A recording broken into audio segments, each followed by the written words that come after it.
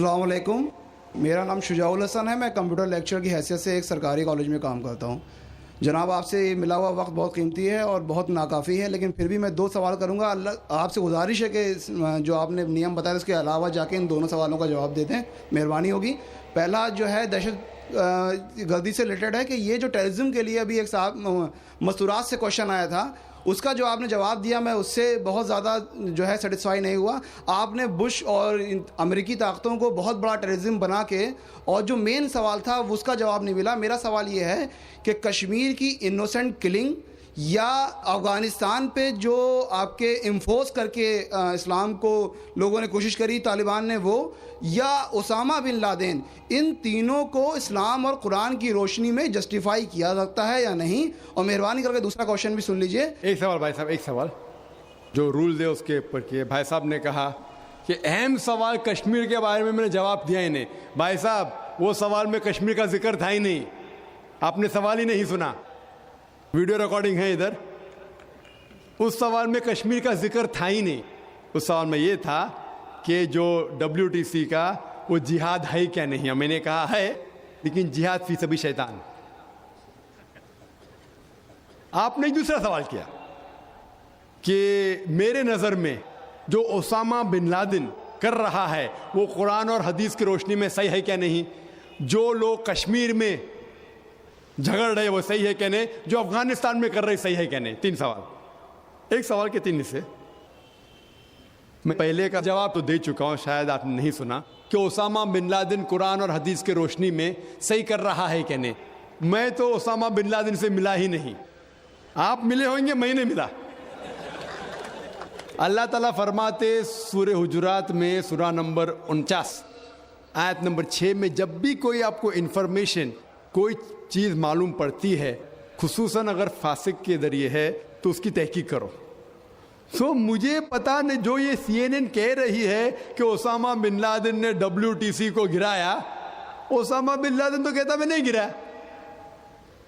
تو نہ میں اسامہ بن لادن سے ملا، تو میں یہ بھی نہیں کہتا اسامہ بن لادن قرآن حدیث پہ ہے یا نہیں ہے. اللہ عالم، اللہ عالم.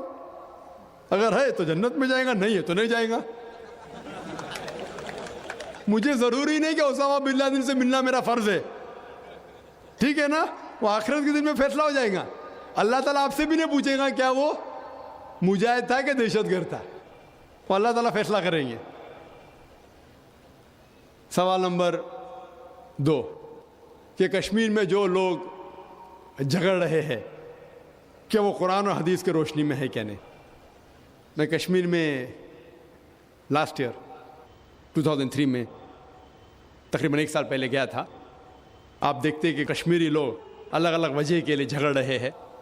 اگر وہ وجہ قرآن اور حدیث سے صحیح ہے تو صحیح وجہ، اگر خلاف ہے تو خلاف ہے. یہ کہنا کہ سارے کشمیر قرآن حدیث کے اوپر ہے یا سارے کشمیر نہیں ہے، یہ بالکل غلط ہے. کچھ لوگ قرآن اور حدیث کی روشنی میں جدوجہد کر رہے ہوں گے تو صحیح جہاد کر رہے. کچھ لوگ اپنے ذاتی فائدے کے لیے ایک دوسرے کا قتل کر رہے، وہ بالکل غلط ہے. تو ہم دیکھتے ہیں کہ کئی بار کئی لوگ اپنے ذاتی فائدہ اپنا بنا لیتے ہیں. تو میں یہ نہیں جانتا ہوں خصوصاً کون کشمیری کیا کر رہا ہے. تو اسی لیے یہ کشمیر عام لوگ قرآن حدیث پہ عمل کر رہے کہ نہیں، آپ کو اس سے پوچھنا چاہیے جو پالیٹکس کے اندر ایک ماہر ہے.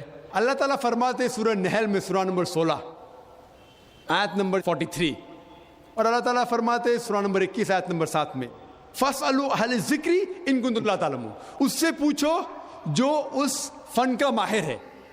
میں پالیٹکس کے فن میں ماہر نہیں ہوں، میں دائی ہوں. تو کس طریقے سے جواب دینا غیر مسلم کو بولوں گا، لیکن پالیٹکس میں کشمیری لوگ کیا کر رہے ہیں، افغانی لوگ کیا کہہ رہے ہیں، وہ میں نہیں کہہ سکتا ہوں. میں اس فن کا ماہر نہیں ہوں. اگر کہوں گا تو قرآن کے خلاف جائیں گا. آپ اس سے پوچھو جو ماہر ہے. میں اس فن کا ماہر نہیں ہوں، میں دعوتی میدان کا ماہر ہوں. آپ بھگوت گیتا کے بارے میں پوچھئے، رامائن کے بارے میں پوچھئے، ہندوازم کے بارے میں پوچھئے، عیسائیت کے بارے میں پوچھئے. یہ افغانستان کے بارے میں یا کشمیر کے بارے میں میں اس فن کا ماہر نہیں ہوں. لیکن یہ جانتا ہوں میں کہ جہاں تک کہ افغانستان کا تعلق ہے، طالبان کا تعلق ہے، ہم دیکھتے ہیں CNN کے اندر کہ کئی بار BBC اور CNN میں دکھایا گیا کہ طالبان ایک خاتون کو بے دردی سے مار رہا ہے. ارے طالبان خواتین کو مارتے ہیں ظالم لوگ. کیونکہ دائی ہونے کے حیثیت سے میں کئی ممالک کا دورہ کرتا ہوں. 2 سال پہلے میں ملیشیا میں گیا تھا. وہاں ایک شوہر اور بیوی سے ملاقات ہوئی جو ڈاکٹر تھے. بیوی گائنیکولوجسٹ تھی اور شوہر سرجن تھے. انہوں نے تقریباً 1 مہینہ افغانستان میں رہے اور انہوں نے کہا مجھ سے کہ یہ جو ٹی وی میں دکھا رہے تھے کہ طالبان لوگ خواتین کو مار رہے یہ بالکل غلط ہے. میں نے پوچھا آپ کو کیسا پتا غلط ہے؟ تو اس نے مجھ سے کہا, وہ میاں بیوی نے کہا, کیونکہ طالبان کو جو پگڑی باندھتے ہیں ان کے باندھنے کا ایک خصوصی طریقہ ہے. مثال کے طور پہ جب ہم عربوں کو دیکھتے, ہمارے لیے جو عجم ہے ہمارے لیے سب عرب ایک جیسے پگڑی باندھتے, پھیٹا باندھتے, اپنا غترہ باندھتے. لیکن وہ عرب ہی جانتا ہے کہ سعودی غترہ باندھنے کا طریقہ الگ ہے, وہ اماراتی یو اے ای کا غترہ باندھنے کا طریقہ الگ ہے, وہ کویٹی کا غترہ باندھنے کا طریقہ الگ ہے. وہ پہچان سکتے. ہم نے اسی طریقے سے وہ طالبان کی پگڑی باندھنے کا طریقہ الگ ہے. وہ ڈاکٹر کہنے لگے مجھ سے کہ جس طریقے سے وہ بی بی سی اور سی این این میں دکھا رہے تھے طالبان خواتین کو مار رہے, وہ طالبان ہے ہی نہیں, وہ ایکٹر لوگ کو لے کے آئے تھے, لیکن بیوقوف تھے کہ ایکٹنگ میں برابر سے نہیں کیے, وہ کپڑے برابر نہیں تھے. میں نے تقریر سنی ایک رپورٹر جس کا نام ہے یوان ریڈلی. یوان ریڈلی ایک برٹش رپورٹر ہے. جب اٹیک ہوتا ہے امریکہ کا افغانستان پہ, بھائی صاحب کو دکھ ہو رہا تھا جب میں نے کہا کہ امریکہ ٹیررسٹ ہے, دکھ ہو رہا تھا ان کو. جارج بش اگر آپ کے رشتہ دار تو معافی چاہتا ہوں میں. تو یوان ریڈلی جو تھی, یوان ریڈلی ایک رپورٹر ہے, برٹش رپورٹر, سفید ہے, وائٹ یورپین. اس کو بھیجتے ہیں افغانستان میں تحقیق کرنے کے لیے طالبان کے بارے میں. وہ سارے تحقیق کرتے ہیں اور پورے ٹائم وہ نقاب میں رہتی ہے, حجاب میں رہتی ہے. ایک بار کیمرہ گر جاتا ہے اور اس کا راز فاش ہو جاتا ہے, تو طالبان اسے پکڑتے ہیں, 6 دن تک اسے قید کرتے ہیں. اور جس طریقے سے طالبان نے اس کے ساتھ برتاؤ کیا وہ اس لیکچر میں کہتی ہے کہ لوگ جب انہیں پکڑتے ہیں تو بولتے کون اس کے ساتھ ہے, تو آدمی کو لے کے آتے, پھر اس کو لے کے جاتے ہیں اور سب لوگ گھیر لیتے. تو وہ سوچتی ہے ابھی چند منٹوں میں یہ جاہل لوگ میرا قتل کر لیں گے. شاید ہو سکتا ہے کہ 10-15 طالبان میرا بلاತ್ಕಾರ کریں گے. اس کے ذہن میں یہ سب جا رہا ہے, سوچ رہی ہو سکتا ہے کہ مجھے جھاڑ پہ سے لٹکا دیں گے. وہ ایک دم ڈری ہوئی ہوتی. 1 گھنٹے تک لوگ اسے گھیرتے لیکن کوئی بھی سامنے نہیں آتا. وہ سوچتے ابھی میری موت, ابھی میری موت. 1 گھنٹے بعد ایک افغان عورت آتی ہے اور اس کے جسم کی جانچ پڑتال کرتی ہے. پھر اسے پتا لگتا ہے ہاں یہ لوگ سمجھتے ہیں کہ میرے پاس ہتھیار ہے. وہ اتنا تیش میں آتی ہے, اگر لوگ میں سے پوچھنا چاہیے ہتھیار میں, بولتی نہیں ہے. 1 گھنٹہ تک کہ میں تڑپ کے مر رہی ہوں کہ یہ آج مجھے ماریں گے. وہ تیش میں آ کے کیا کرتی ہے, اپنا اسکرٹ اٹھا لیتے, دیکھو میرے پاس ہتھیار نہیں ہے. جیسا اسکرٹ اٹھاتی ہے طالبان 180 ڈگری اس طرف دیکھتے اور بھاگ جاتے. تو وہ کہتی ہے اپنے تقریر میں طالبان کو مارنے کے لیے بم گرانے کی ضرورت نہیں. وہ کہتی ہے اگر عورتوں کے کپڑے چھوڑیں گے تو طالبان مر جائیں گے شرم کے مارے. اور وہ تقریر کرتی ہے کہ اس عزت سے میری حفاظت کی 6 دن تک کے وہ طالبان لوگ نے. اور جب اسے پوچھا جاتا ہے سوال جواب کی نشست میں کیا آپ کو لگتا ہے کہ القاعدہ نے WTC کو گرایا, تو وہ یوان ریڈلی کہتی ہے میرے حساب سے القاعدہ موجود ہی نہیں ہے. یہ اس کا کہنا ہے, میرا کہنا نہیں.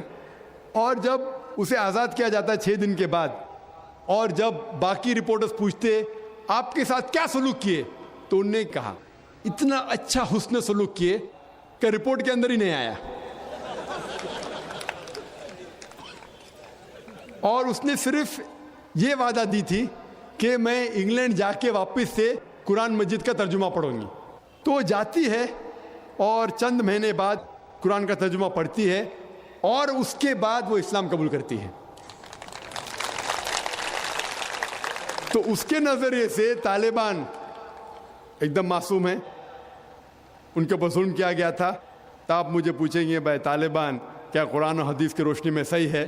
تو اس کا نظریہ اگر لیں گے, جو غیر مسلم تھی یوانڈیڈلی, ابھی ماشاءاللہ حجاب بھی کر رہی ہے, وہ یورپین حجاب کر رہی ہے ماشاءاللہ, تو اس کے نظریے سے بھائی طالبان اچھے لوگ ہیں. تو اسی لیے نظریہ بدلتے جاتا ہے. امریکہ کے حساب سے طالبان ظالم لوگ ہیں. تو میڈیا ایسی چیز ہے کہ کوئی بھی ہیرو کو زیرو بنا سکتی ہے. They can make day into night black into white, day into night black into white. Hero کو زیرو بنا سکتی ہے, کوئی ولن کو بھی ہیرو بنا سکتی ہے. تو اسی لیے قرآن مجید میں اللہ تعالیٰ فرماتے کوئی بھی چیز آپ کے پاس آتی ہے اس کی تحقیق کرو تیسرے کو پہنچانے کے پہلے. تو اسی بنیاد پہ میں نے کہا تھا, کیا نام ہے, اسامہ بن لادن کو جانتا ہوں نہ, یہاں کیا ہو رہا ہے پتہ نہیں مجھے, افغانستان بھی میں نہیں گیا ہوں, لیکن یہ رپورٹ کے ذریعے یہ پتہ لگتا ہے کہ یہ جو امریکہ کر رہی ہے اپنے میڈیا کے ذریعے, یہ شیطانی حرکت جو غلط فہمی پھیلا رہی ہے, اس کی سزا تو انشاءاللہ انہیں ملیں گی. اسی لیے میرے نظریے سے جارج بش نمبر 1 ٹیررسٹ ہے. آپ کو دکھ ہوائے گا. جب میں لندن میں گیا تھا, وہاں ایک تقریر کی اور میں جواب دیا, تو ایک نوجوان اٹھ کے کہتا ہے کہ جارج بش کو ہم دعا کرتے ہیں کہ اللہ تعالیٰ اس کا قتل کرے. تو میں نے کہا میں تو یہ دعا نہیں کروں گا, کیونکہ اللہ کے رسول نے جو دعا کی, جو سب سے زیادہ دشمن اسلام کے خلاف جو تھے محمد صلی اللہ علیہ وسلم کے دور میں, دونوں کا نام تھا عمر. تو اللہ کے رسول نے یہ دعا کی کہ کم از کم ایک عمر کو ہدایت دے. تو میں یہ دعا کرتا ہوں کہ کم از کم اللہ تعالیٰ جارج بش کو ہدایت دے.